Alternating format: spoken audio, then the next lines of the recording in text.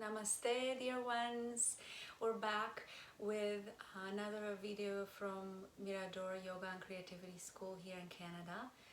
In these uncertain times, when you're at home and you need a little more creativity, a little more boosting for joy and inspiration, I'm happy to um, share a special storytelling and painting session.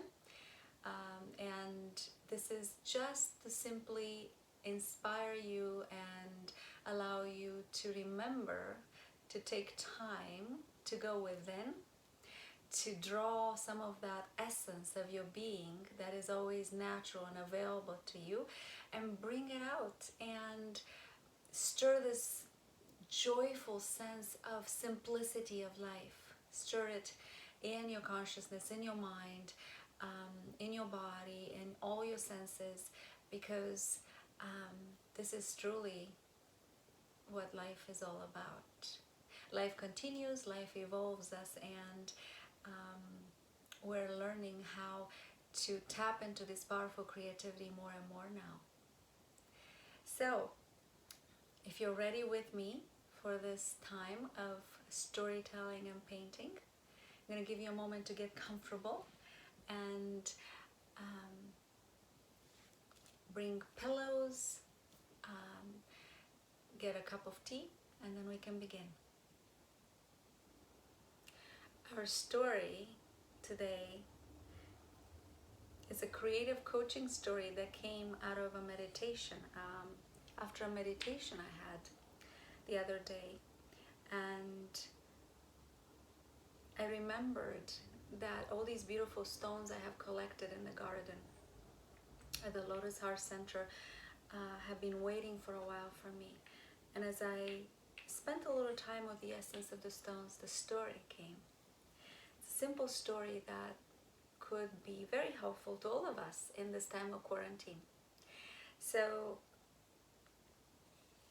the stones gave me the story about a boy who decided one day that he wanted to live away from the noise of the cities, away from the stress of the busy life, and he found a way to move and live in nature. And you may want to place him, you may visualize this boy, this young man in the woods, in the forest, in a cabin, however and whatever you'd like to see him. He was happy to be in nature, somewhere where there's a creek, where there's water, and he enjoyed a quieter life. And every day his life was about taking time to be with his feelings, with his thoughts, to reflect about the connection with nature, the sunrise, and the birds singing, sunset, birds going to sleep and singing again, the gratitude of life. And the stones come in here because they were a big part of his life. There's a creek, there's water, and there are all these beautiful stones that he would spend time with every day. He would find the ones that spoke to him, and he will pick them up on his way back home. And he would collect them and place them around the garden.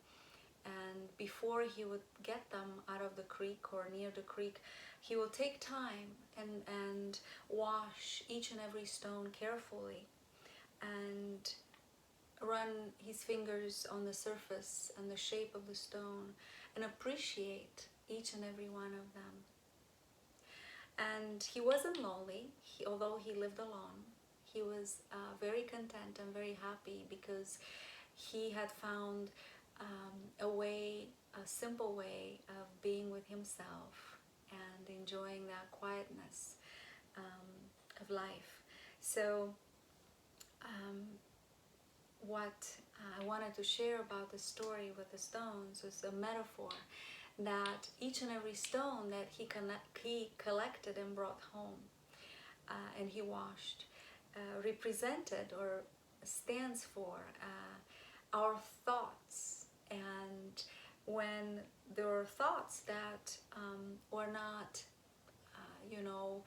fit to entertain, to be with, if there was a thought of loneliness or a thought of fear or a belief, something that didn't fit with this quiet, simple, joyful life, then the young man, the boy, be washing the stone.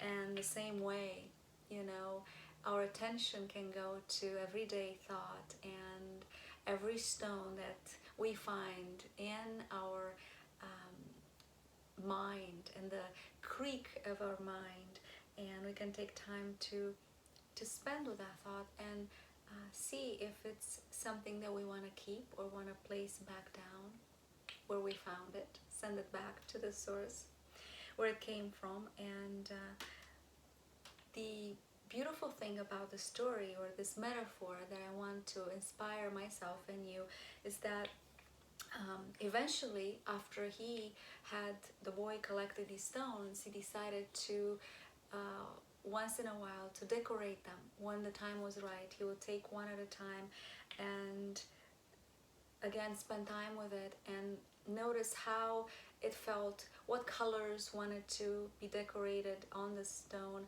and what designs wanted to be imprinted. So in the same way today, we're going to be inspired by this story to look at our everyday thoughts and take time to wash those stones, purify those thoughts of the mind that might not fit in with the joy of what we want to experience or the expansion of our life in this moment.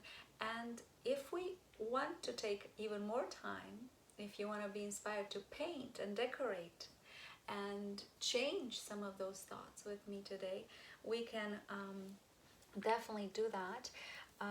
After I spend time with this rock, with this stone, my design or my inspiration that came, I'm going to come a little closer to show you, was to start in the center of it with a design of an infinity sign, so like a figure 8 infinity symbol, and then add another infinity symbol, so two of them connecting. It looks like a flower. And then I'm gonna start going from here to finish the design according to what feels right in the moment for my joyful heart. And you get to see the whole process here in just a moment. But for now, I hope that you and your inner child and your family and everyone, adults and children, get inspired. And I want to send you outside in your garden, and if you already have some rocks, or if you don't have rocks, maybe when you get to a place where you can pick some rocks up, then you can get started and you can pause this video and then we can paint together. Here we are, continuing our painting. And so I'm going to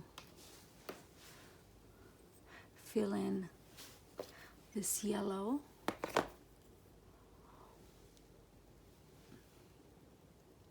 These two yellow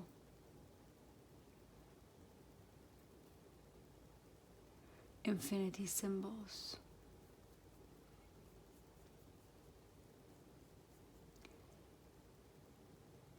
And that's my first step. I try to even out the paint a little bit because I have used a dark color in the background for this design, for this flower, which I think, I have a feeling it's gonna be a flower. We'll see what it evolves into.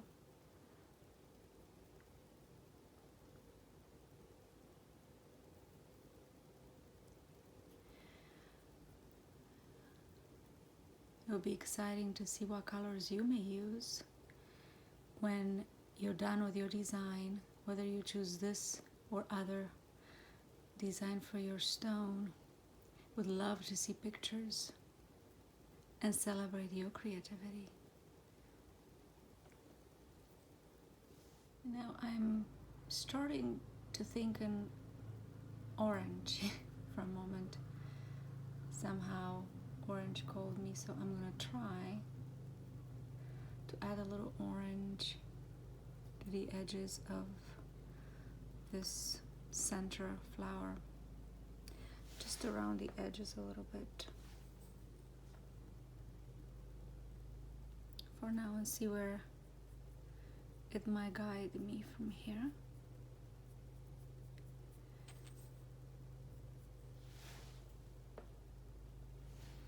And again, this is practicing your energetic, creative, intuitive power, superpower, because you may change your mind and then you may go over, and that's okay. So take your time to do that. Just celebrating with you my own creative process and going around, and we'll see in the end when it's all done if it's going to stay like this or change. I can't say. What I can say is that there's a lot of joy in the yellow and the orange blending at the edges of this flower right now. And I'm enjoying holding the rock. There's a coolness in the rock that helps my hand, a heaviness that grounds me, an energy there. And I'm being aware of all of this at the same time. So my senses are engaged, my imagination is flowing, oh, there we go. So the brush moved a little bit this way for a tiny bit an effect of almost like sprinkling fairy dust. Sprinkle fairy dust on the edges. If you want to do that, this is what I'm doing. You don't have to follow again my design. Never have to follow my design. But we can get excited together. And here, that might change again later, but this is where it went. So I'm gonna go ahead and add another layer of this orange, and then we'll come back. We are back with this orange color. What I've done is I went over it a little bit, and then I took the center part a little out, like a flame, like fire rising, huh? I love that feeling of the fire rising from within the center of this flower. And then what I noticed that my hand or my fingers are moving in triangular direction here. So I've noticed that if I close this, I'll get a triangle. If I close this, I get a triangle. If I close this, I get a triangle, and then this one. So I'm going to close it with the orange, but I may color it a different color. We'll see. I'm going to close it with the orange just as a border so you can see it, but I'm going to think of a different color to fill it in. So we got some new petals. Okay, we got these, and these, definitely. There we go. One more here.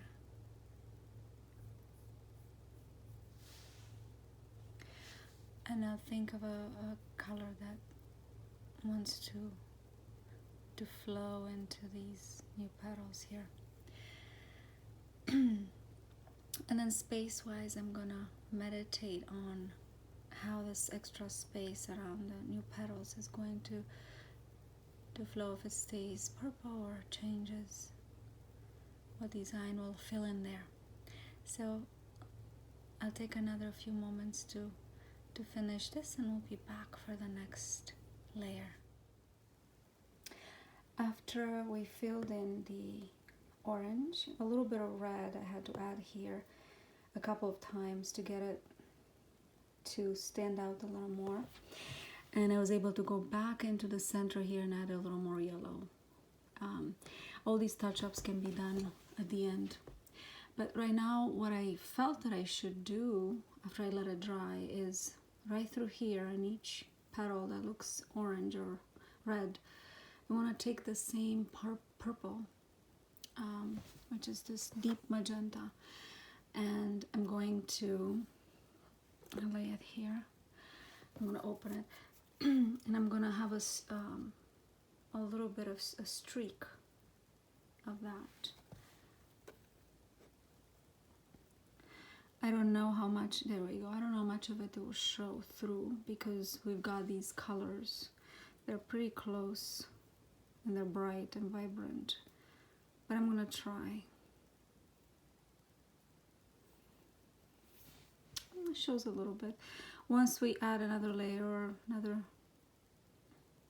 2 or more layers, more more like 2-3 more layers, it might be more visible.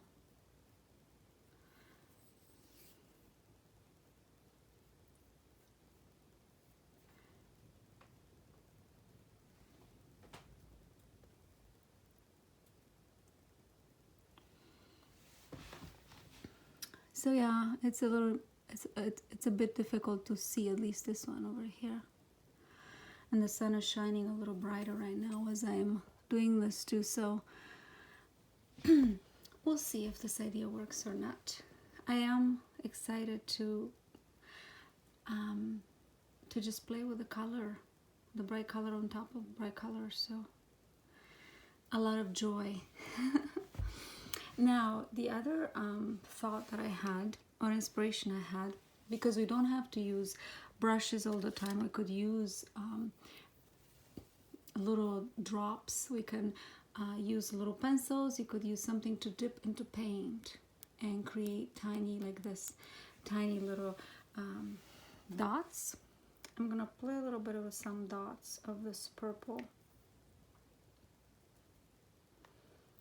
And we'll see where that takes me. There's just a little one here.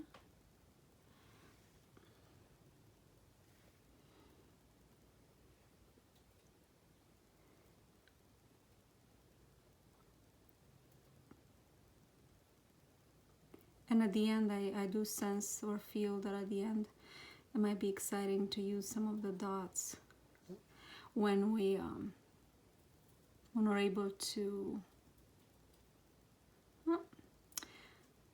from a dot to a star or to an X. That might change. We'll see. So I'm gonna have to let it dry again, but I might go back, and on this purple I might get a little darker, and then I'm going to try to go around the orange, in between orange and purple, and perhaps use a different color. I'm not sure yet, but I want to be able to blend these colors in a way that makes more sense. Yes, now after playing a little bit with yellow on the edges and adding a little bit of yellow here, I'm liking it. So what do you think? This is the time where it's a little difficult to decide if you just leave it alone or just continue. And the possibilities are endless. I could turn this original infinity symbol here into a huge one that starts from here all the way this way, but then it will not be a symmetrical centerpiece. So I could do all sorts of things. I could create more triangles here and be more abstract. You might notice something different that I did. I have used this, I found this metallic, it's like a metallic paint, rose, and I was able to put this metallic rose over, you'll see it, yeah, over the top of that purple, and I kind of like that. It still gives me the freedom to go back on top of the rose metallic with purple again if I want to, but for now I think I'm gonna leave it like this. And for the last part of this video that I will show at the end, I will surprise you, because I really don't know. I'll surprise myself. I don't know what will the end product look like. So take your time, work on your stone, and let's see what you all have designed meantime. And finally, I have found the golden acrylic paint. the Oro Gold acrylic tube, and I had to use this. I just had to use this gold, and look how beautiful these little dots. You know, I used the edge of the brush, the other edge of the brush, the little end of it, and I just very tiny little dots, and not too many. I simply went around the edges of these orange reddish petals or triangles. They're abstract, really. And here you have it. I'll let it dry. I think I'm done. I don't want to keep changing my mind. More intricate details will come if I keep doing that, but I think we'll leave it alone and we'll say done. And what I was gonna say at the end of this stone painting, for me, for you, for everyone watching, if you have one of those spray cans, the varnish, the clear varnish that is used to protect outdoor furniture, outdoor decorations, and also to protect paintings, you can, after this is all dry, you can take it outside on a nice sunny day or breezy day and spray paint, not spray paint, spray coat it with that clear varnish, and then this rock, this stone, will be ready to decorate in your garden, on your steps, indoors, on altar spaces, anywhere really. If you have it indoors, you probably don't need to worry about varnishing, but to be on the safe side, you never know, you know, that you may drop tea or something. And acrylic paint dries really well, so it is durable. I hope you had fun, because I had loads of fun, and we'll do this again soon. But I hope I'm inspiring you to dream more colors into your life. Namaste.